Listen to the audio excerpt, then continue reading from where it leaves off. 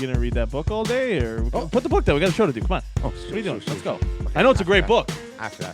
We fucking put it down. Put it down. Here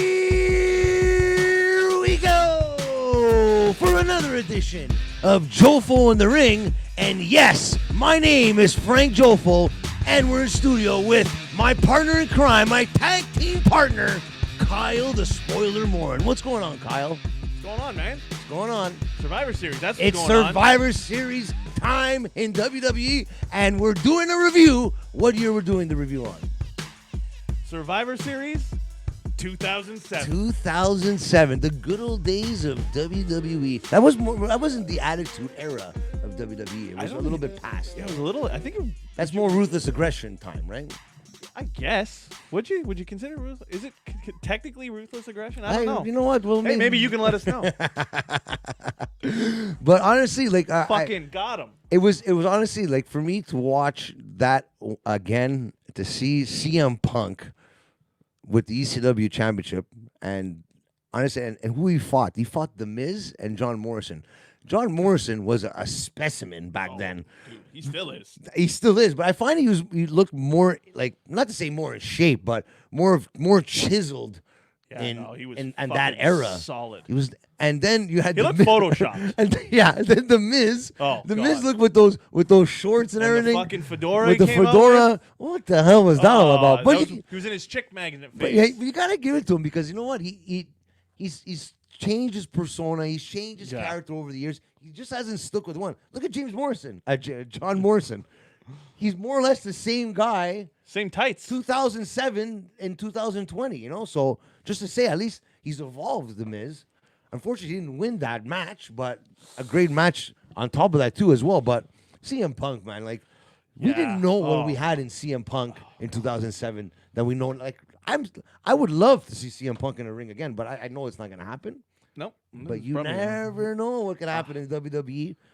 You just never know. I mean, if Bret Hart can come back. If Bret Hart could come back, if the Ultimate Warrior could come back, if Goldberg could come back, if Big Papa Pump could come back, if Hulk Hogan can come back after saying the N-word during a sex tape, CM Punk can come back. You heard it here first. Oh my God! But just to say, it's like what we had in CM Punk. Then they gave him the ECW championship, but that was more or less like okay, here we'll give you this title because you know, like he wasn't the Intercontinental champion at the time, but yeah, ECW wasn't really. I think it was more or less on the downward slope. ECW, in my opinion. I mean, at least they still had the actual ECW title, not that big silver piece of shit that they changed over. I didn't really like that design of that title. It wasn't the old ECW one? Well, the one that CM Punk came out. I think it's the older one. Yeah. But you can't really, like, when you focus into the belt, you can't really tell what belt it is. I find. Yeah. You know, well, like, ECW. it has to be like you have to be able to look at the belt and know what belt it is. Like the TNT Championship, you know this. It says TNT Championship, the U.S. Championship, the World Heavyweight Championship, the Universal, whatever the case may be. This title here, you look at it. Oh, you mean mine? That's for another day. But this title here, you see it, you know what it is. Well, that honestly, I think is the most recognizable wrestling title in the entire world. 100%, I agree. Everybody knows that title. Yes, and whether it be I couldn't come out on top in the trivia challenge, but maybe one day I'll be able to go back on the ranks and take you or Bruno, because we don't know who's going to take it. There's still the challenge up for grabs here. Bruno Select a brew has about as much of a chance to beat me in a trivia match as Scott Steiner passing a piss test. All right? Whoa. You cannot talk about Select a Brew like that. Now, from now on, you call him the prod god. The prod god? The production god of podcasts. That's what you have to know from now on. I thought because he likes getting prodded. Either way. So prod god, eh? Okay. All right. Well, anyways, we'll get to that. Yeah, we'll but get back to to Survivor Series. Back to Survivor Series. Because Bruno's not going to survive. No, that's for sure. But Survivor Series 2007, it definitely will. Bruno won't survive. I hope he doesn't. Actually, it's funny because CM Punk retained the title just like I will. But anyways, regardless of that, it was a decent match. Yeah. You know, Miz, he wasn't He wasn't who he is now No, yet? no. Right now, Miz, I think he's right now he's just as good as when he won the title off Randy Orton when he cashed in his Money in the Bank. But as we see right now, nobody is taking the title away from Roman Reigns. Nobody's taking the title away from Randy Orton, and probably until WrestleMania. But that's, like I said, that's for another day. But CM Punk, like I said, could have been so much, like, he could have been the big star if he would have stuck with it and went along with the WWE guidelines and everything. But the voice of the voiceless is a guy that doesn't follow the rules. Yeah. So, and that's why I think making him the ECW champion was probably the perfect move, because the ECW was, I don't follow the rules. And he it's was a Paul hardcore, Heyman guy. And he was a Paul Heyman guy as well. So I wasn't paying attention around that time. Was that when CM Punk was on his way up? Up. Yeah. Yeah. Oh, okay, so before. He still hasn't. He still wasn't a household name yet. But he was the indie. But he was the indie guy still, because Yeah. he was like I said, he was the ECW champion. So they were trying to get his name out there, giving him a title, regardless of the title. But they weren't going to give him the WWE title. But eventually, he ended up cashing in the Money in the Bank. and nobody wanted him there. Yeah, and nobody wanted him there. No, that's it. So just to say, next match. But at least he won. So Yeah. next match we had the 10 Diva Tag Team. Oh my god! Not an elimination because it's Survivor Series, Oh so my it would God. make no sense for them to have an elimination match at a fucking Survivor Series. So I think the match was 7 minutes long. It might be. I don't know. But just the names in there, you look back and say, where did look how the women's resolution came from till now? Like thank God. most, look, the women's- I'm gonna look. Let's say what's true right now. They weren't wrestlers. They were divas. They were divas. But they were beautiful specimens of They were women. They were gorgeous. Gorgeous women. But You had Melina in there. maybe it was a 5-on-5 match. Yeah. Out of the 10, Oh, you had Kelly. you had maybe Mickey James is still going. Maria. Maria's still going. Michelle McCool. You know, these Beth Phoenix. some great wrestlers. Hall of Famer Some Beth great, Phoenix. exactly, some great wrestlers.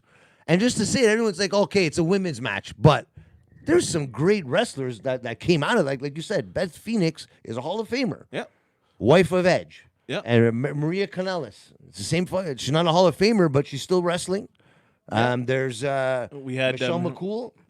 I mean, I could come out of think she married some guy though. I'm not sure. She could come out of retirement any day and still have a match, because she still gets Yeah. portrayed in Royal Rumbles. I think the last 2 years she was in the Royal Rumbles. Yeah. But just to say, Undertaker's wife. I mean, that one ended kind of abruptly. We had Mickey James. She planted one on, I think it was Melina. Yeah. Drops her, pins her. That's it. It was a surprise to me because, like I said, I thought it was an elimination match. So when it just fucking ended like that, you could tell at that point it was the bathroom break match. We were peak women's bathroom break match That's era. what, you know, and unfortunately, that's how sucks. women's matches were back in the day. And everyone thought, because everyone's like, okay, now that the women's match is on, Victoria I was can go there to the too? bathroom. But nowadays, you're sticking around for these women's matches now. Yeah, You you want to want- watch these women's matches. Sometimes now. they're the best That's- matches on the card. That's what's great about WWE, and I have to give them credit for that. Then they've come a long way. Nothing happens overnight. Nope. But they took their time and they did what they had to do. And now look at the women's now. Sometimes they're even portrayed better than the men on WWE. Yeah. Maybe not on AEW. That's another story. But for WWE, they've come a long way. They put a lot of time and effort. I mean, on the women's revolution, and look where it is now. So when's the last time you saw a man have a title run like Bailey? But that's And what his I'm name saying. is not Brock Lesnar. You know, and then even the Becky Lynch situation as well, when she was held the for a man year, for a too. whole year. You know what I mean? Like, that's why I think building these, like, that's why a lot of people, they want storylines done quickly. They want the outcome right now. They're so impatient, the wrestling fans of today. But the comparison, like people like us, we've gone through the Attitude Era. We know what a nice, great storyline consists of. And if we have to wait an extra couple of months, hey, I'll worth wait it. that extra couple of months because I know it's worth it. But if you want a storyline to end every month, hey, man, starts to get, you start getting discouraged. And then another story, it's like you could go through 2-3 storylines in a month or 2 months. But back then on Attitude Era, you used to go through a storyline every 4, 5, 6 months. Dude, you go back. Hogan, he used to fight. He used to have wars with Andre for a year. Unbelievable. A man. year. Can That's you what I'm imagine doing saying. that now? You do it like if you do that storyline, but you don't have to keep that storyline going for a month or 2 months. You can always drift off and put them into another storyline, but keep that other storyline alive. Yeah. And keep the people interested. No, we have to end it right away and go on to the next one. And then people complain. People's after. attention spans nowadays are fucking. Yeah, but that's the wrestling community now. That's what it is. I hate to say it, but people like us, we're a dying breed in wrestling right now. And the younger generation, they're so impatient, and they don't like to appreciate the actual storyline of a wrestling promo or a wrestling story. That okay, I want the end of it now. I'm fed up. Their attention spans are already over. It should never be like that. But hey. Well, what can you do? What can you do? I mean, We didn't bring up the best God. part of the women's match, the entrance. The entrance of Melina. Melina tried to do the splits. Did you see that? She Yeah. tried to do the splits. It was her little thing that she does when she comes in the ring, and she botched it. Yeah. And almost like literally, she fell out of the ring and everything. She started laughing. All the women. I think because she was the last one of the crowd last. was laughing at her, last too. the ones to come out. And then she tried it again. And she ended up pulling it off, and like everyone gave her like, okay, Yeah. that kind of thing. It's cool, man. Hey, hey, it's live. Anything it's can live happen. TV. Anything It's can live happen. TV on pay-per-view. What are you gonna do? You're gonna cry about it? She went back and tried to do it again, and she pulled it off again. She might do that maybe in a week. She might do it 50 times. She gets it done 49 times, but that one time that she screwed it up it's on a pay-per-view. The poor girl, but hey. Survivor Series too. Yeah, Survivor Series. too. One of the Yeah. big four. I mean, now the next match though was one with one of my favorite tag teams from back then. It was Lance Cade and Trevor Ooh. Murdock versus Hardcore Holly and your favorite wrestler of all time, Cody Rhodes. We could call him Cody Rhodes. Yeah, we can call him Cody Rhodes again now. Yeah. Old black-haired Cody Rhodes. Skinny Cody Rhodes, no muscles, no like. No, Not really nothing, a gimmick. Just full of, Yeah. happy to be there, Just not be like, okay, I'm on a pay-per-view here. throwing drop kicks. But that's another guy that they lost out on a Cody Rhodes, but the potential that if let's just say this, if Cody Rhodes never got released by WWE, would AEW be in existence? Probably. I mean, maybe with the Young Bucks and Kenny Omega. But I think Cody Rhodes is think he kinda wrangled them? the kingpin of all this. Is Yeah. the guy that draws everybody in and gets the ideas going. And okay, money comes, money goes. I'm sure they all have money. But then you have an investor like Tony Khan that has billions of dollars, which helps. But they should fucking hire Lance Murdock or Trevor Murdock, because Trevor Murdock in that match, he's fantastic. He was great in everything. he's a great wrestler. He reminds me of like a Harley Race almost. Yeah. He's got the same look, you know. Lance Cade, rest in peace, Lance Cade. Yeah, rest Another in peace. great wrestler. I think he was trained by Shawn Michaels. Really. Yeah. Fantastic tag Great team. wrestlers. You know what? And I'm sure their promos weren't like Trevor Murdock. What I know, great on the mic and a great wrestler. Lance Cade, I don't know that much about on promos, but wrestling wise, Great look. great look. Like they had a great tag team look. And now I've saw Trevor Murdock. He's on. I've seen him in a couple of matches on United Wrestling Network, and he's doing well there too, right? So he's still plugging. He's still wrestling. Good for him. But back then was a different time than now. Yeah. And what I was pretty much excited about in that match is that Cody Rhodes got pinned for the loss, which I'm happy about every single time that happens. But I mean the Jeff Jarrett of AEW. the Jeff Jarrett, I like that. Yeah, I like that. You know, a little And he something, was something. with he was tagged with Bob Holly, right? Yeah. Old hardcore Holly. Mr. Spark plug. Sparky Plug, yeah. Oh, God. Probably one of the toughest wrestlers in that generation of Oh, of absolutely. 2007. You 100%. could kick your ass in real life, probably, if it really came down to He'll it. beat the shit out of you. He'll beat the shit out of you. Yeah, he had a temper, but he was a good wrestler He too, was man. the guy that Vince would send in with the young guys to just be like, all right, show him how to be a wrestler. Oh, And okay, he like would the- just fucking tee off. Let's when see what this guy's if got you all go about. on YouTube, there's him going into the Tough Enough house, Okay. and he beats the living shit out of one of the. I think it was season 2 or season 3. Johnny Nitro was in the Tough Enough episode. Johnny Nitro's John Morrison. John Morrison. He was a contestant. was he won. called Johnny Nitro? I think at the Not yet. No, on the show, no. Okay. He was John something. But Okay. I think it was John Hennigan. It's John Hennigan. John yeah. Hennig, yeah. So I think he was in season 3, and Bob Holly shows up, goes into the ring to teach these guys how to wrestle, and he tees off on one of these fuckers. Oh my like, God. to the point where he bloodies his face. His own face. Yeah, and Al Snow's like, "Oh, let's wrestle." what do you think I'm gonna do here? It's not ballet. Just fucking wild shit, man. Oh my God. But that's what it was, man. Like I know Vince McMahon where his head's at back then because there's a lot of these wrestlers. Like Miz came off a reality show. A lot of these guys are all reality based and all actors, maybe on the side. So when you come into wrestling, you think, oh, okay, I'm a wrestler. Yeah. Yada yada yada. Put yourself in a match with Bob Holly, and you're gonna see how good of a wrestler and how tough you are in that ring. Because you have to be tough.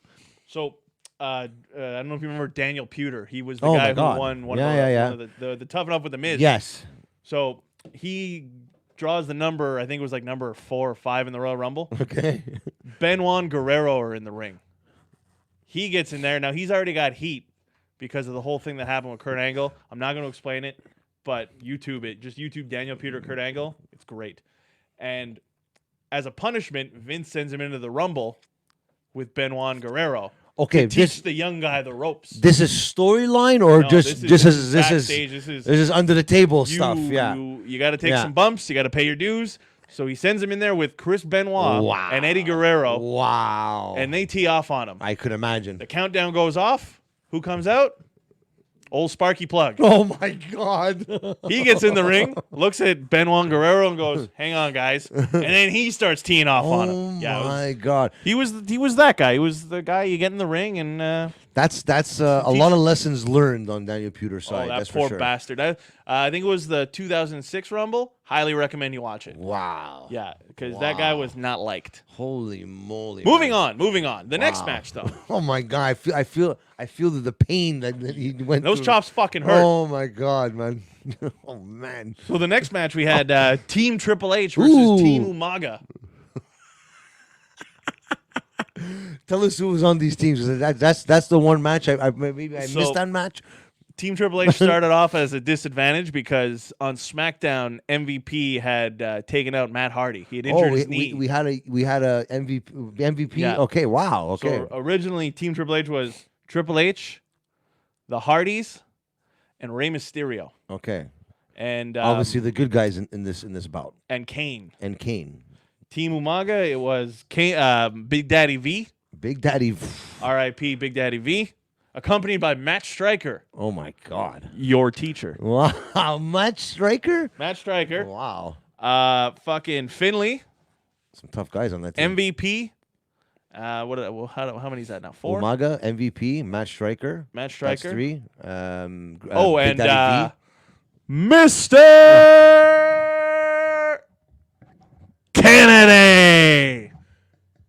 Kennedy. I miss that guy. Oh yeah, he was great. He was great, man. Whatever, like honestly, what do you know the story of what happened with him? Yeah, he injured and he hurt Randy Orton in a match, Oh, and Randy Orton and John I think John Cena didn't like him either. okay, so So that's your when career right John there. Cena and Randy Orton go to Vince That's your McMahon and say, career "Hey, right we don't there. like this guy. What do you think Poor happened?" guy. And he had a push too. Yeah, The he was Money in getting the Bank. pushed and He won the everything Money too, in the yeah. Bank, and they took it away from him. I think he was a European or Intercontinental Champion, if I'm not mistaken, I don't think, or maybe in the title picture for he was- sure. He was definitely in the title picture. That's a guarantee because I remember him.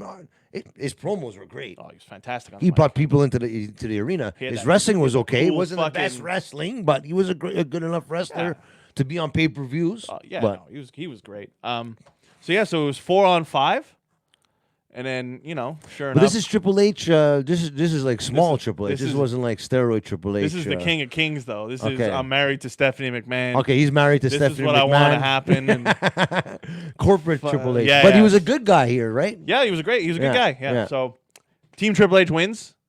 Him and Jeff Hardy, the sole survivors, they take out Umaga. Fuck, Umaga was good too though. Umaga, you know what? Like, I Rey always Mysterio I took compare a him fucking to like bump and a half I always in that compare him like okay maybe it's a hard comparison but Yokozuna was a big guy. Yeah. He could move. He could move like he was 200-300 pounds. The guy was 500 pounds. Umaga At that time, I'm sure he was close to 350, maybe even close to 4. 100%. But these Samoans, these guys could wrestle, man. Those Samoans are wild. They're wild, man. Yeah, but like wrestling wise, the generation after generation after generation of Samoans, it just keeps getting better and better. Now, like I said, we have Roman Reigns, we've had The Rock, and They keep getting more jacked. It's the more crazy. Samoans. They used to be these fat guys. It's true, And right? now we got Roman Reigns. The head shrinkers, The Rock. the head shrinkers. Remember those guys? Yeah. I mean, the Usos are kind of skinny fat. Who were but- those guys? The pay per view just it was Clash of Champions. Yeah. Or no, it was Hell in a Cell. Sorry. Yeah, it was a Hell in a Cell, right? Yeah. When they had Roman Reigns' uncles or Oh, whatever. Afen Sika. It was his uncle and his Sika. father. Were those the head shrinkers? Those were the Wild Samoans. The Wild Samoans. That's what it was. Fuck. The head shrinkers were Rikishi and Samu. I'm That's crazy. Never Yeah. would. I honestly look back and it's like that was Rikishi, and like it's insane, man. yeah, I know. Just to say that everyone thought Yokozuna was Japanese and he was actually Samoan. just pure racism. just pure racism on the part of Vince McMahon. I was- You know, like, come on, man. Jesus. Oh So- man. But Fuck. that's Umaga starting off because Umaga was like I remember it was the WrestleMania, a couple of WrestleManias after when Umaga was a pretty big deal with that whole shaving the head. Oh yeah, that was 23. That's what I'm saying. So he was, I think, slowly, because Umaga could have been something, but they never gave him the title. They never. I don't think they gave him the respect he deserves. Umaga, I think. The month before, he got a title shot against Triple H, but it was that pay-per-view where at the beginning, because John Cena had just gotten injured, Yeah. so the Vince McMahon just gave the title to Randy Orton, and then Triple H beat him for it. The good old days. And then he had to defend it against Umaga. He beat Umaga, and then he had to defend it again against Randy, Yeah. and then Randy beat him for it. 'Cause Umaga was that guy that He was a monster. you needed the heel, Yeah. that heel persona to make the face more likable. It was always Umaga at that time, I find. Yeah, he was the unstoppable Yeah. monster. I mean, Yeah. he had just come off that match at WrestleMania with Bobby Lashley, Bobby Lashley, yeah. where he shaved Vince McMahon. But yeah, no, Umaga was fantastic. He Yeah. had the Samoan spike. Yeah. He looked like a crazy fucking wild His psychopath. manager was his name was Armando Alejandro Estrada. Not because we have a friend named Armando, but just to say it was always funny to The cigars. the cigars there, and he was always oh man, that typical but He was Cuban too. Like, where'd you find a Samoan? it's like Mr. Fuji was Japanese. He was with a Japanese wrestler, Yokozuna. He's Cuban and he's with the Samoans. I don't know where that came from. Yeah, but at least the Samoan was actually Samoan. this time. So he's like, hey, by the way, hey, you're white. You're gonna be Swedish Frank. Sounds good. That I like that. We'll see. I'll use the Villemar Brawler though. There you go. Up next, we have Hornswoggle Oh my god. McMahon versus the Great Khali. Oh my god. Now, Poor Great Khali. Poor. I honestly, that's a match where Vince McMahon is like, I need that entertainment like factor now in this event. That was like the sitting Yeah. down and laughing and you watch the having a tall good Indian guy chuckle. beat up the midget. Yeah. yeah. You can't describe it more than that. That's exactly what it was. He Exactly even what it sat was. ringside for it. And he sat And he ringside. brought Shane. Hey, come on. We're going to go sit ringside and watch a giant Indian guy Yeah. beat up a midget. We're gonna watch my stepson Yeah. get beat up by the Great Khali. And Great Khali, okay, like now recently I've seen pictures. Like there was a little dark time for Great Khali where he lost all his muscle mass and everything. And I don't know if he was in a depression or something, but now he's getting back in shape. Yeah. And he's getting big, and he's getting as big as he was back then in Massive when 2007. he debuted? Oh, Yeah. man. Yeah, it was a perfect time, but okay, he wasn't the greatest wrestler, but wrestling mind he has a great wrestling mind, and he's bringing these Indian wrestlers to forefront now. Yeah. And he's giving back to the business that did something for him, right? And because he was in the movies first, where I remember Great Khali was in The Longest Yard. Yeah, me too. We kind of like, Get Goldberg out here. you know what? I'll take Great Khali over Goldberg any day of the week. Hate Goldberg and Big Papa Pump. Anyways, that's for another day. But Thank God for Finley, though. Saving Hornswoggle. I hope. Who else was going to save him? His own father threw him in the match against this savage of an Indian, 7 foot tall. And no, his own father and stepson don't even go help him. Finley has to come and save him. Finley was great, though. Great wrestler, and I think he's oh my God. The Hell's Because Gate. That was a crazy move too. Fuck. Yeah. I like the Hell's Gate. Wow, Everybody you know was bleeding from their mouth. we're Tombstone guys all the way though. In the end, we grew up with the Tombstone. Never wanted to be Tombstone. Classic move. I like when they did the fucking jumping tombstone. And then he used to put him in the body bag. Yeah.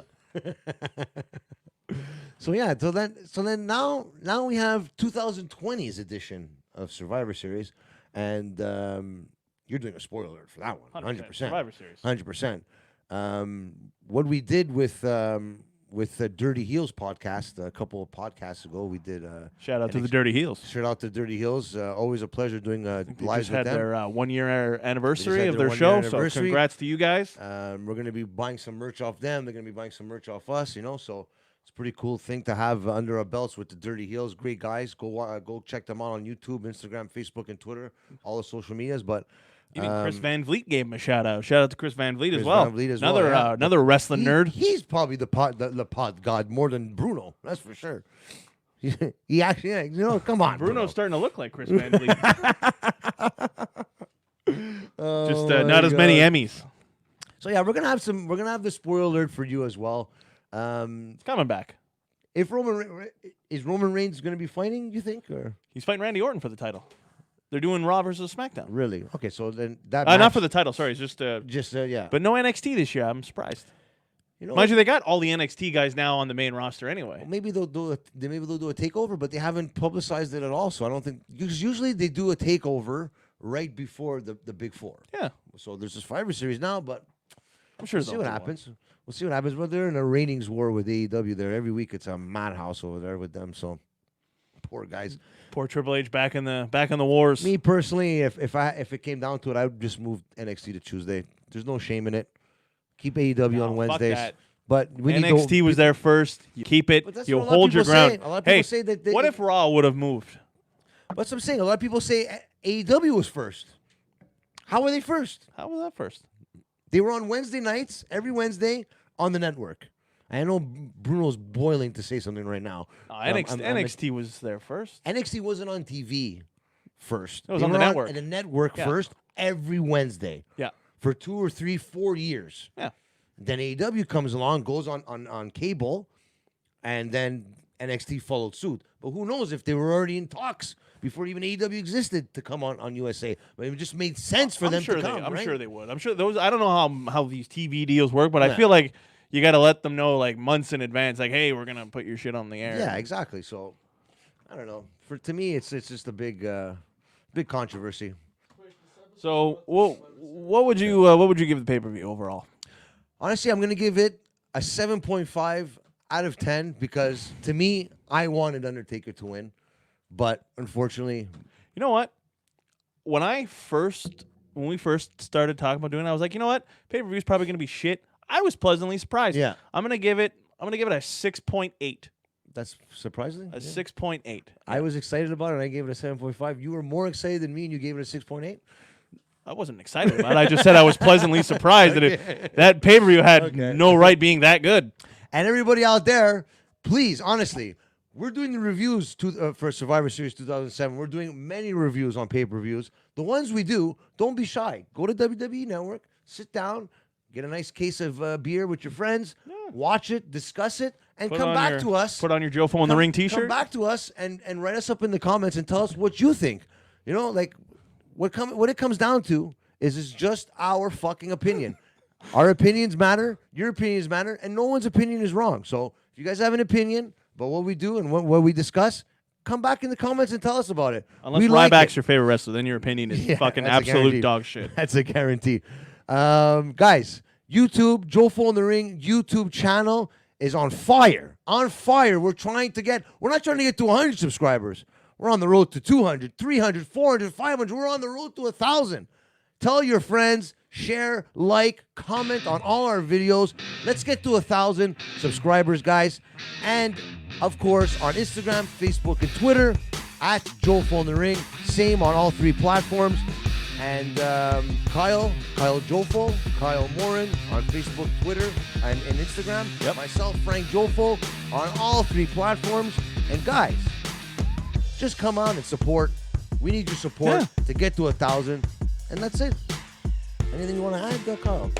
Unfortunately, I was gonna say, is there any comedy shows coming up? But unfortunately, there's not. But things are gonna start opening up soon. Hey, offbeat_Kyle. Follow me on TikTok. There you go. There you go. There I you got go. some. That's how I'm funneling my. That's how I'm getting my creative outlet fucking That's done now. There's amazing. no That's stand up. amazing. Some I'm great making videos. stupid TikToks. It's good. Some great Follow me videos on there, TikTok. too, man. Offbeat_Kyle. There you go. Go follow Kyle I need on some fucking TikTok. likes on that thing. I'm not getting nothing. I don't know how it works. Oh man! And guys, thanks for tuning in to Survivor Series 2007. I gave it a 7.5. You gave it a 6.8. And there's only one thing you gotta remember: is wrestling is life.